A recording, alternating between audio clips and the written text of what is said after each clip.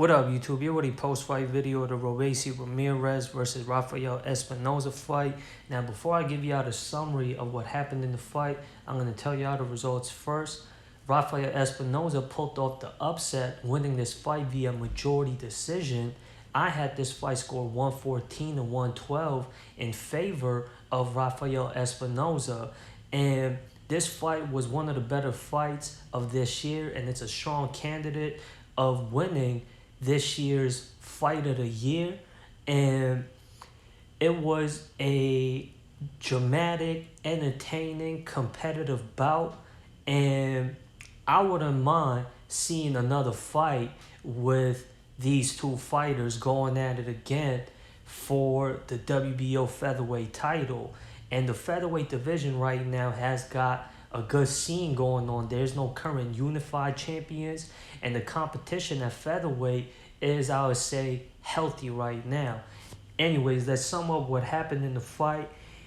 The first 4 rounds, it was all Rafael Espinoza. Now, the height and reach advantage was definitely displayed from the beginning of this fight, and Rafael Espinoza, the height and reach advantage wasn't the main key factor for him in the success from the first 4 rounds. It was his work rate that gave him the overall key to success of winning this fight versus Robeisy Ramirez, and it started from the start of the fight. Robeisy Ramirez, he couldn't get in tune and execute his game plan. He couldn't find a way to close that gap and fight at a comfortable distance for him to land his shots at versus Rafael Espinoza, because Rafael Espinoza kept busy. Even when it looked like Robeisy Ramirez got close enough to where he could start throwing his shots, Espinoza kept on beating him to the punch because he kept relentlessly throwing at Robeisy Ramirez, and Robeisy Ramirez couldn't get around the volume of Rafael Espinoza. And Espinoza, he had control the distance, the range of where this fight was being fought at for the first 4 rounds. And then things would turn around in the 5th round. The majority of the 5th round was very close. However, at the end of the 5th round, that's when Robeisy Ramirez would turn things around by knocking down Rafael Espinoza, catching him with a sharp right hook, capitalizing off the technical error that Rafael Espinoza had made. And that's when Espinoza got too comfortable, and he made the mistake of dropping his hands, letting his guard down, and switching stance as he was pivoting out to a different angle.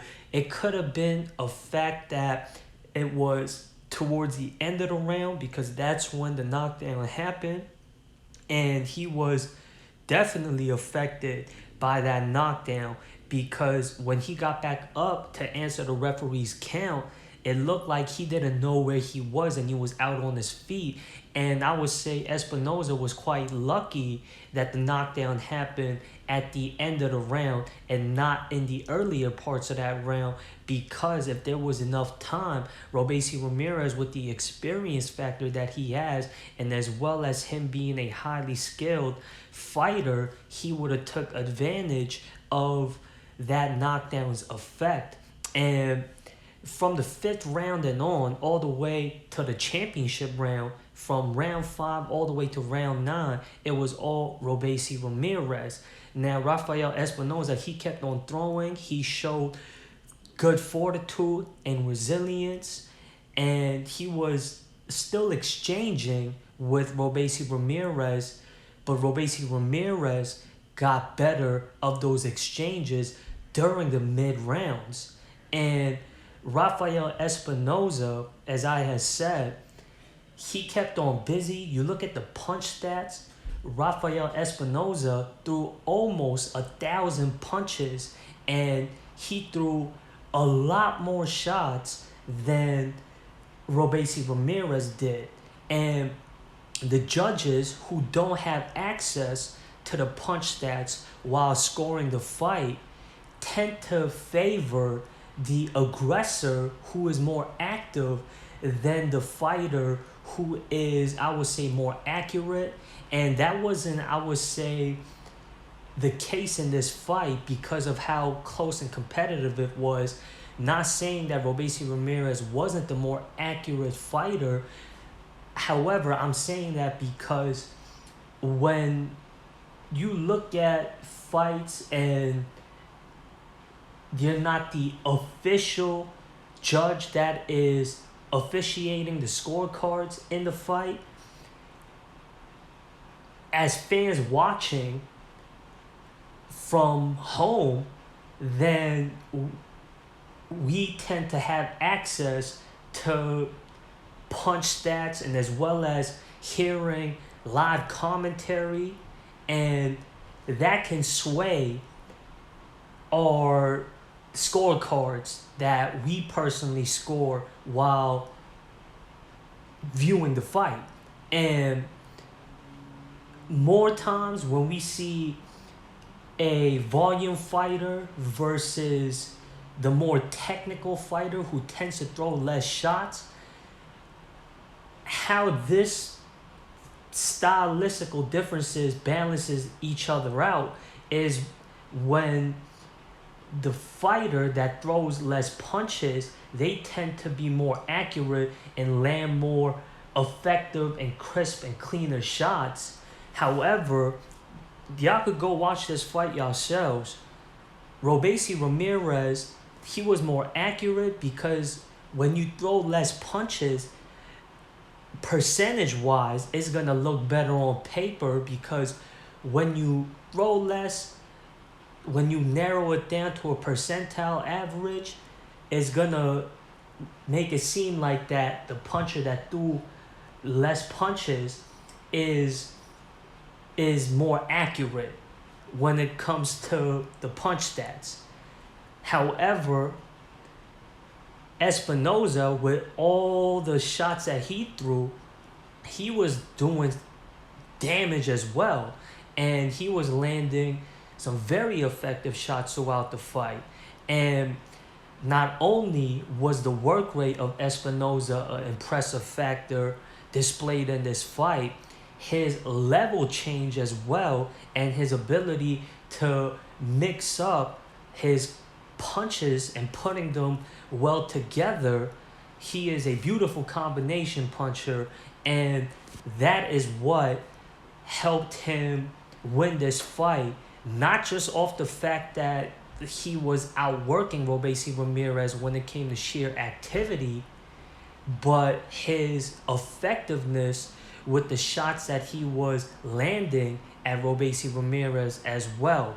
And as I had said, from round 5 to 9, before I got carried away with talking about what I was talking about, Robeisy Ramirez, he was getting the better of the exchange because after the 5th round, it looked like Rafael Espinoza didn't fully recover from that knockdown that happened at the end of the 5th, and Robeisy Ramirez picked up where he left off at. And as I had said, before that knockdown happened, it looked like Robeisy Ramirez was starting to find his rhythm and started to execute his game plan. He was able to find a range where he could land his shots at, and more importantly, where he could be in position to throw his shots for him to have a chance to land his shots. And after the knockdown, that helped him even more. And Robeisy Ramirez started to loosen up and started to flow better with his punches and his movement. And much credit to Rafael Espinoza. He had stayed with this game plan. He kept on throwing. He didn't back down. And he was exchanging at will with Robeisy Ramirez, who seemed more technically sharp and is more experienced, especially when it comes to a higher level of fighting. And Robeisy Ramirez, prior to having this fight happen, he was the favorite by a large amount of numbers. If you look at the betting odds, if you're a betting man, if you're a gambling person, then you would like to most likely bet on Robeisy Ramirez to win this fight, unless you was trying to win big money.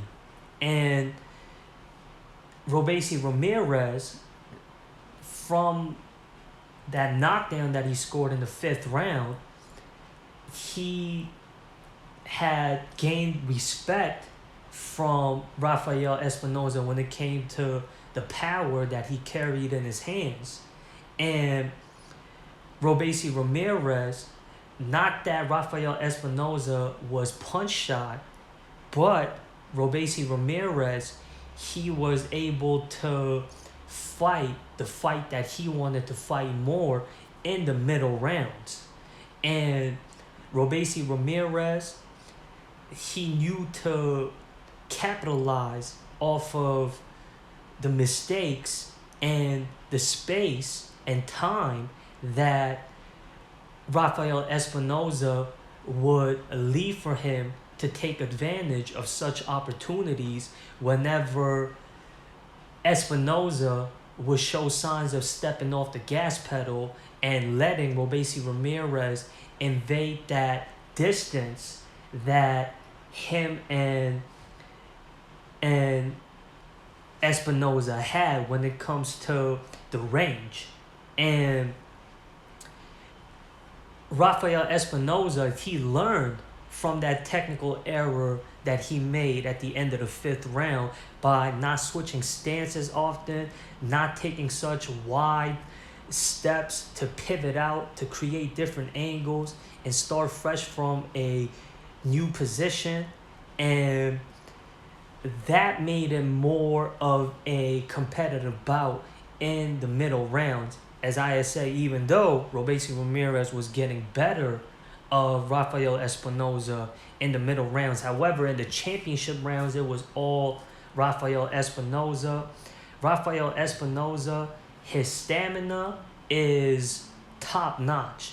And I don't know what it was with Robeisy Ramirez. He started to show signs of fatigue towards the championship rounds. Now, much credit also has to go to the body work that Rafael Espinoza was doing from the entirety of the fight. Because you look at the punch stats, Rafael Espinoza was throwing more to the body than Robeisy Ramirez. And you would think the shorter fighter having that advantage when it comes to the stance and the target that is presented from the taller fighter, you would think the shorter fighter would take advantage of the fact that when it comes to the levels in height, that the body of the taller fighter is more of a target for the shorter fighter to hit, yet the taller fighter was landing more body shots than the shorter fighter. And that's the attribute that I was impressed with, that was displayed by Rafael Espinoza with his level change, his ability to throw upstairs and downstairs, and body shots do tend to take a toll on fighters' staminas. And the fact that Rafael Espinoza was the busier fighter, the more active fighter that was throwing a lot more than Robeisy Ramirez, and the fact that Robeisy Ramirez, who threw less punches than Rafael Espinoza, tired out before the fighter that was throwing more shots than he was.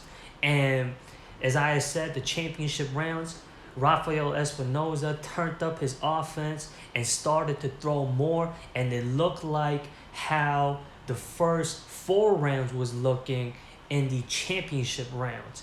And then in the 12th and final round, Rafael Espinoza would knock down Robeisy Ramirez, and that came from a accumulation of punches from Rafael Espinoza. Those shots was taking a toll on the already tired Robeisy Ramirez, who was not only fatigued and out of gas, those shots that was being thrown at will and landing at will as well was showing its damage on Robeisy Ramirez. And Robeisy Ramirez, it didn't look like a flush, clean knockdown like the one he scored at the end of the fifth.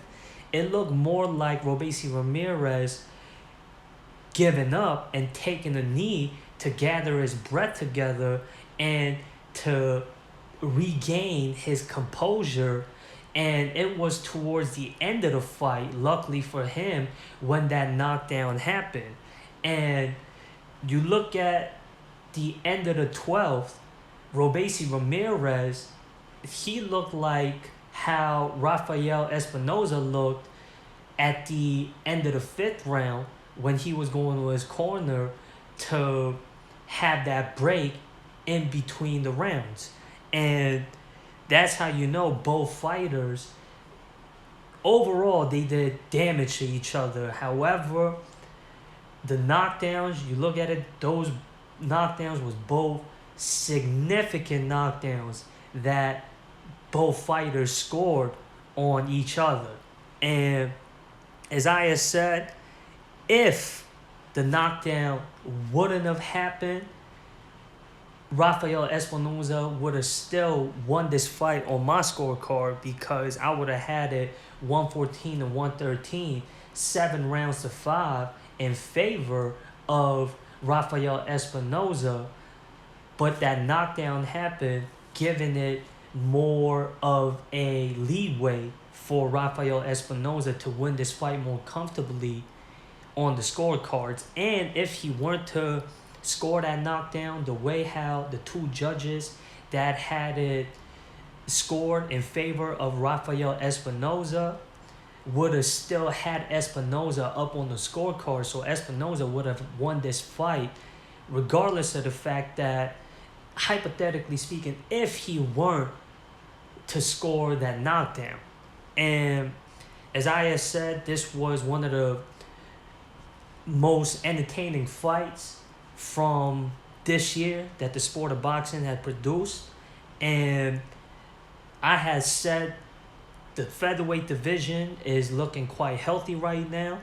And the current WBO featherweight champion, as we know, the winner of this fight is Rafael Espinoza. This was a good way for Espinoza to jump onto the scene amongst the top of the featherweights, getting this win over a very decorated amateur fighter, a highly skilled, technically sharp fighter like Robeisy Ramirez, and getting a win over on Robeisy Ramirez the way he did in a fan-friendly style affair, and as well as doing it in front of not where bear with me, where Robeisy Ramirez had somewhat of a hometown advantage feel at, because this fight was hosted in South Florida, Miami, I believe, and they have a lot of Cuban people living there, and Robeisy Ramirez being a Cuban fighter, the fans that was in attendance was more on his side, and as well as the boxing fans that tapped into this fight was looking out for Robeisy Ramirez and his climb up amongst the top of the featherweights.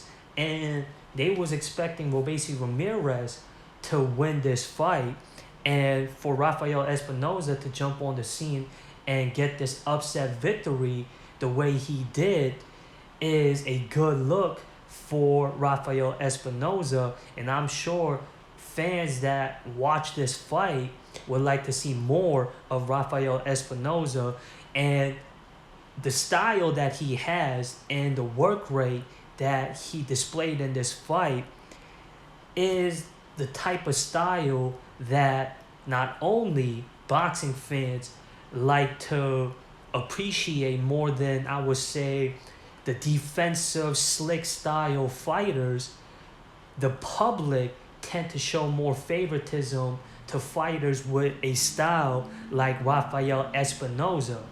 And as I have said, because of how entertaining this fight was between the two fighters, I wouldn't mind seeing an immediate rematch, and I wouldn't be surprised if we get to see another fight with Rafael Espinoza and Robeisy Ramirez next year, perhaps. And there is the current IBF featherweight champion, Luis Alberto Lopez, who also fights with Top Rank Promotion, and he got a fight coming up in March, and he's going to be fighting a Japanese featherweight by the name of Rhea Abe, and he's going to look to accumulate more wins and look to legitimize and solidify his name as being the top dog at featherweight. And Luis Alberto Lopez is definitely up there being the top champion at the top of the featherweight division. And then there is going to be, on that same night, on that same card, a fight for the vacant WBA featherweight title between two undefeated prospects that is ranked amongst the top two contenders by the WBA. Leigh Wood, for whatever reason, had to vacate the WBA featherweight title after his victory over on Josh Warrington. Now, I don't know the reasons to it. Now, it is what it is. We're going to see a new WBA featherweight champion crowned in March next year. And it's going to be a bout between Otamik Kolmatov and Raymond Ford. Now, as I had mentioned before, these two are both undefeated and prospects and quite young and fresh in both of their professional boxing careers. Now, this has importance and significance for both fighters in this fight, because not only is it for a major title in the featherweight division, both fighters, being as green as they are, have a lot to prove amongst the boxing crowd and for their respective careers as well. And whoever comes out victorious in that fight between these two undefeated, young and fresh fighters is gonna be a next step, a next climb up to the next level and the next stage as world featherweight champions, whoever wins this fight. Now, Otamik Kolmatov in his last fight had that impressive knockout win over on Thomas Ward, who was the former best ranked contender by the WBA, and that's what catapulted Kolmatov as the top contender ranked by the WBA after he knocked out Thomas Ward in England, where Thomas Ward is from. And Raymond Ford, he's undefeated as well. Their records are both similar. And as I said, whoever wins this fight is gonna not only be more known amongst the boxing fans, but they will also catapult themselves to the next elite level in the sport of boxing. And they would be amongst the conversation as being top featherweights and fighting for that top featherweight spot in the featherweight division. And the WBO, which is a title that Rafael Espinoza won after coming out victorious versus the former champion Robeisy Ramirez, if he doesn't immediately have another fight versus Robeisy Ramirez, the top-ranked contender, according to the WBO rankings, is Yoel Gonzalez, who we saw challenge Luis Alberto Lopez for the IBF featherweight title in both Luis Alberto Lopez and Yoel Gonzalez's last bout. And that was a fan-friendly style affair with Luis Alberto Lopez getting the better and coming out victorious in that fight, successfully defending his IBF featherweight title. Now, that would be another good fight for not only both Rafael Espinoza and Yoel Gonzalez, it would also call for a fan-friendly style fight as well. And I wouldn't mind seeing that fight as well. It would be a good, tough challenge for both fighters.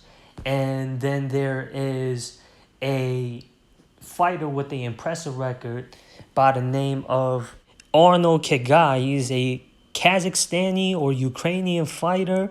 He's from Eastern Europe, and his only defeat came from before he moved up to featherweight, and that's when he was competing at super bantamweight, and he lost to Stephen Fulton, who before Naoya Inoue moved up to super bantamweight was considered to be the best super bantamweight, and then ever since that defeat and since moving up to featherweight, he's been on a 4-fight win streak, and that's the next best ranked contender according to the WBO featherweight rankings. That would be a tough task and a tough challenge for the new WBO featherweight champion Rafael Espinoza. And then there is Isaac Dogbo. That would be a good tough challenge for Rafael Espinoza as well. Isaac Dogbo is a familiar name and a well-recognized name amongst the featherweight boxing scene and as well as boxing fans as well, with the experience that Isaac Dogbo has. And that's why it would call for not only a tough challenge, but it would get more eyes on Rafael Espinoza if he were to fight a guy that has notoriety like a Isaac Dogbo or a Yoel Gonzalez or a Robeisy Ramirez, who he defeated from this fight. And that would get more attention on Rafael Espinoza, the new WBO featherweight champion.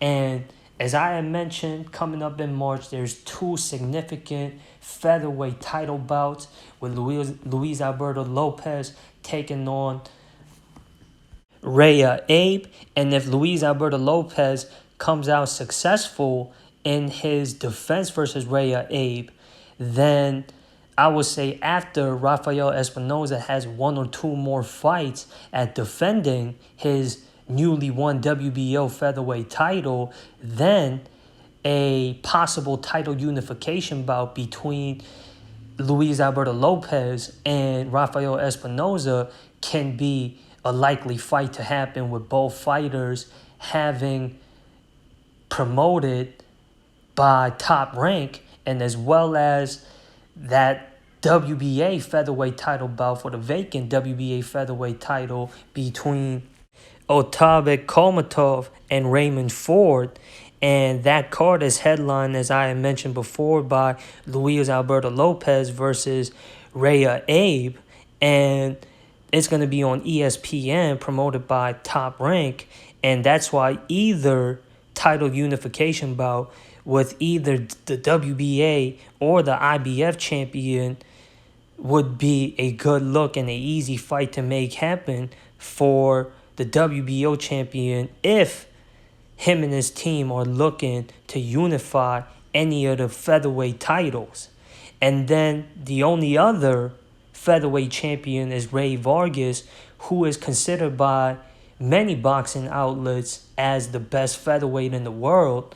And he's with PBC, and that would be more of a difficult fight to make happen if Rafael Espinoza and his promotion and his team is trying to make a unification bout happen versus the WBC featherweight champion Ray Vargas. Now, Ray Vargas has plenty of options to fight for the WBC featherweight title. His last bout was a move up from featherweight to super featherweight when he challenged O'Shaquie Foster for the WBC super featherweight title, where he was unsuccessful at capturing the WBC super featherweight title versus O'Shaquie Foster.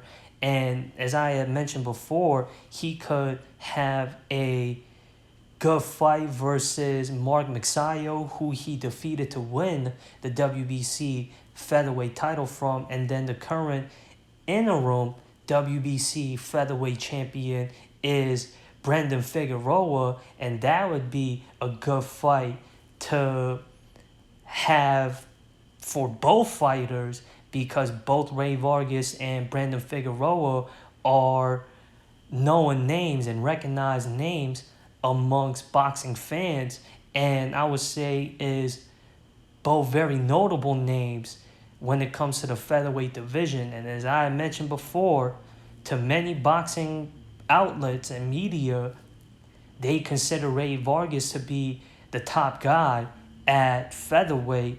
And how the WBC has their rankings right now is most likely gonna be a fight between the interim champion, who would be the mandatory challenger for the actual world champion, that being Ray Vargas, and the best ranked contender would be the interim champion, Brandon Figueroa.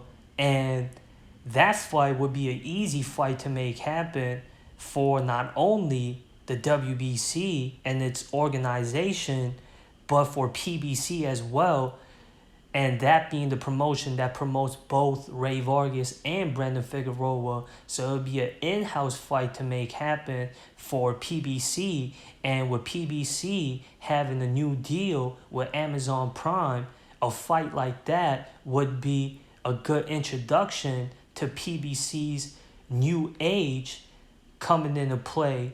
And that would be a fight that I would say all boxing fans would like to see happen, because both fighters having, I would say, well-recognized names and having put on good thrilling fights before would call for a fan-friendly style affair. And the other champions that is all with Top Rank right now, those would be in-house fights that can be made for title unification bouts with the WBA, WBO, and IBF champions. And then out there in the UK, they have a good featherweight scene as well. Of course, we can't forget about Mauricio Lara, who's been amongst the top of the featherweight division for a while now. And him having been a former featherweight champion who held the WBA featherweight title, he is amongst the top featherweights as well. And that would be a good challenge for any champion at featherweight. And then there is Josh Warrington, Lee Wood, and as far as Michael Conlan goes, he took another devastating knockout loss. So I would say Michael Conlan is out of the picture when it comes to being amongst the top contenders at featherweight. I'm talking about the local featherweight scene out there in the UK. And then there is Thomas Ward, who is still amongst the top of the featherweight division when it comes to contenders. And that's despite the fact that Thomas Ward had suffered a devastating knockout loss versus Otabek Komatov in his last bout.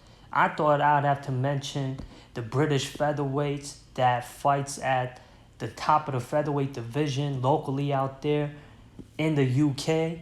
And it's also because the UK, they have more of a healthier local scene and more avid local support when it comes to domestic local boxing out there in the UK. Anyways, you guys let me know what your opinions are from this fight that you saw with Rafael Espinoza and Robeisy Ramirez. Comment your thoughts in the comments. Subscribe and share this content. Like this content if y'all like. And if y'all want to see more, hit the links in the description to show y'all support for this channel. Anything would be appreciated. And that does it for this video. I'm out of here. Y'all be good. Peace.